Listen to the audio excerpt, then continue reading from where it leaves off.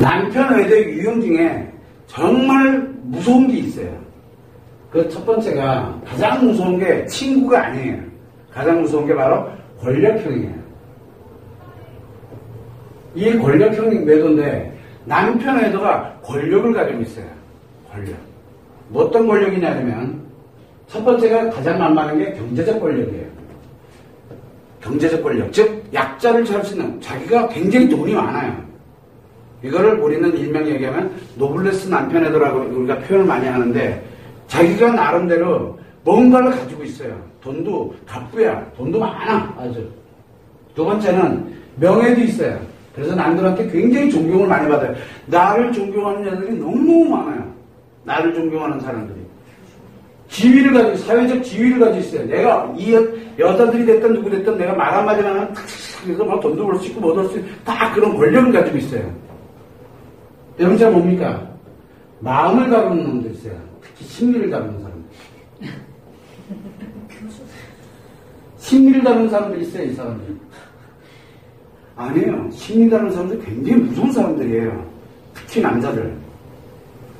몰라도 돼요. 심리 지식 없어도 돼요. 요 마음을 다루는, 심리를 다루는 사람들이 있어요. 요 사람들 중에는 역수하는 사람들.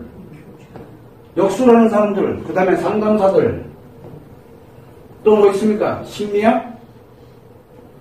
이 심리학 관련되는 뭐 교수나 기타 등등 학자들, 뭐 기타 등등 다 이 마음을 다루면은 이 권력형에 왜? 상담을 해주는 능력을 가지고 있거든요.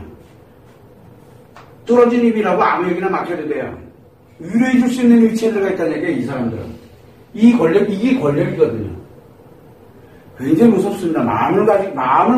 내가 너의 마음을 지배할 수 있는 권력을 가지고 있어요. 그게 틀리고 맞고가 중요한 게 아니에요. 그래서 남자 상담사들 굉장히 무섭습니다. 잘못 걸리면.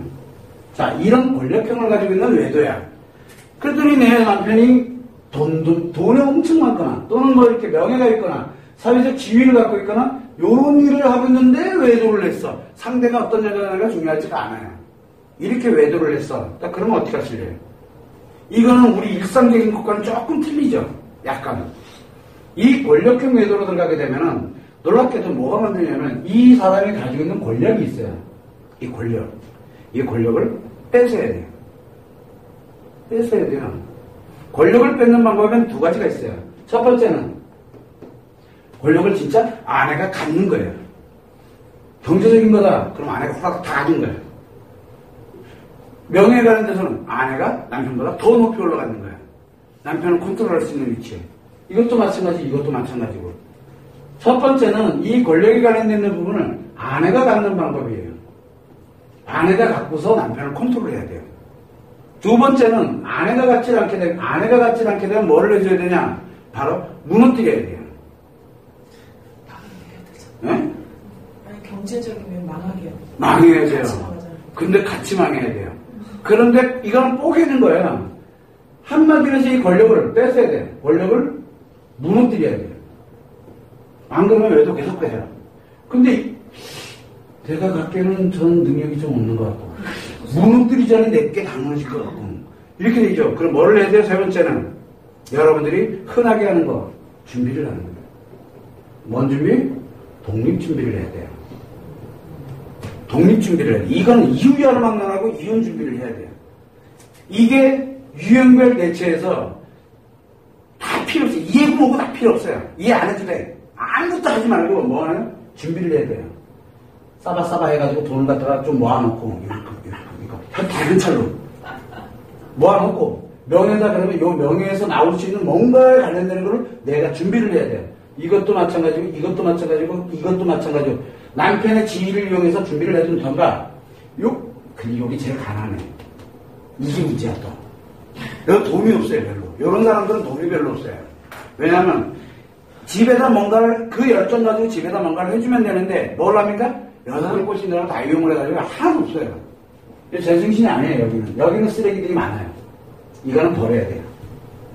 어쨌든 독립을 준비를 해야 돼요. 내가 가지고 있는 자원을 어떻게 하면 더 풍요롭게 만들어 놓고 그래야지만 누구를 나와 내 아이들을 보호할 수 있어요.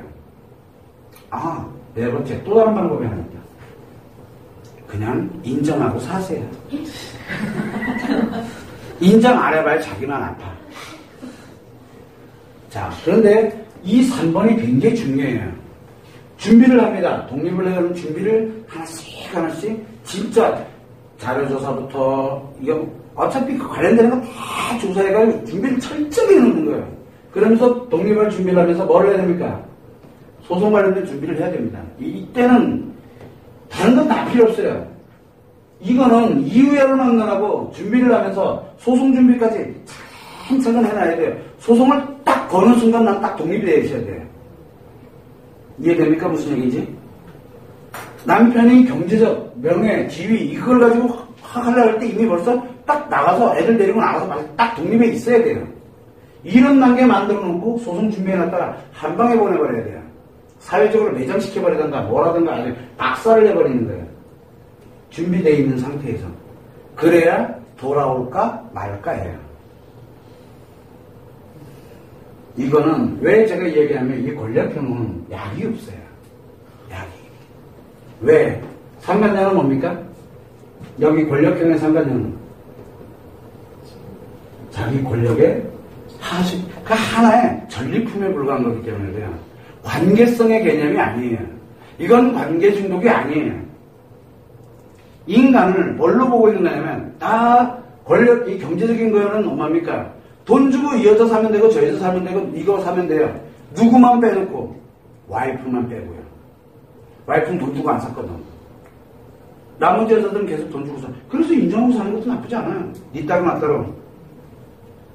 대부분 이거 선택 생각보다 많이 합니다. 근데 이거는 너무 비참하잖아요. 살아가기. 내 행복은 어디 있어요? 없어요. 그래서 이 인정하고 살아가는 사람들의 공통점이 뭐냐면 상간녀와 같은 삶을 살아요. 왜? 똑같잖아. 이 권력에 빌 붙어가지고 내가 먹고 사는 것밖에 안 되는 거예요. 세컨드 딜이면 그냥 인정해주고 그래 동생 오늘은 좀 잘 부탁해 내 남편 이런 된장 이루고 살아야 돼요. 여기는 그런 사람들이 생각보다 많습니다. 그러면은 어쨌든 준비를 하는데 소송 준비가 딱 완료되고 독립 준비가 딱 돼 있을 때 한 방에 터뜨려야 돼요. 어설프게 터뜨렸더니 이 사람이 다쳐요. 어설프게 한 방에 보내야 돼요. 그래야 간신히 남편이 이거 잘못됐구나 멈추자 내가 진짜 잘할게 해서 뭔가 남편이 뭔가 개선하려고 자기가 갈 수 있는 기회가 만들어져요. 여기는 그나마 그래도 기회가 있어요. 나머지는 기회가 없어요. 여기는 다 무너져야 기회가 오고요. 여기는 이건 아내가 강제적으로 통제해버리는 거고 여기는 아예 기회가 없어요. 그냥 주는 밥 먹으면서 살면 돼요. 이 기회가 대부분들이 여기 많이 삽니다. 대부분. 소송까지 갔을 때 뭐 하자 그렇게 되면 그냥 끝나는 아니 그렇게 하면 안 되죠. 소송까지 가면은 만약에 예를 들어서 여기서 치아를 하고 뭐를 해야 된다. 난 이미 독립체계가 돼 있잖아요. 그러면 치아했을 때 과연 그게 안전장치가 과연 뭐가 있느냐. 그럼 그 다음에 유형별 대처법에서 나눕니다. 그런데 문제는 뭐냐면 여기까지 가게 됐을 때는 극명하게 나타나요. 극명하게 기자 아니더라. 그 남자에 관련된. 그래서 그때 그 기회가 있어요. 요 기회를 어떻게 활용할지는 그 다음에 다루는 거거든요. 그 다음에. 여기까지 가야 돼요. 그 대신 반드시 내가 그리고 내 아이들이 보호가 돼야 돼요. 그러나 이 권력에 관련된 이 경제적 명예, 지위, 사회 지위, 그 다음에 요게 아주 제일 쓰레기들인데 그나마 다른 사람들은 뭐라도 가지고서 진짜 상관한테 도움이 되는 걸 해요. 대가를 주고 대가를 받는 거예요, 그냥요. 그뿐이에요. 관계 중독에 들어가지 않아요, 이런 사람들은. 관계 중독에 들어가는 건 꽃뱀한테 걸렸을 때예요. 이런 사람들이 꽃뱀한테 걸리면 관계 중독에 들어가는 건데 대부분들은 그렇게 들어가질 않아요. 그냥 집 한 채 사줘. 왜 사줘요? 내 즐길 집이에요. 그리고 헤어질 때 되면 그 집 니 가져. 이러면 돼요. 그래도 상관녀는 그걸 그래도 감지도 없이 이렇게 맞죠. 그래도 얘한테는 이익이에요. 이 안에 이렇게 인정하고 살아가는 이 안에나 상관녀는 뭐 별반 다를 거 없어요.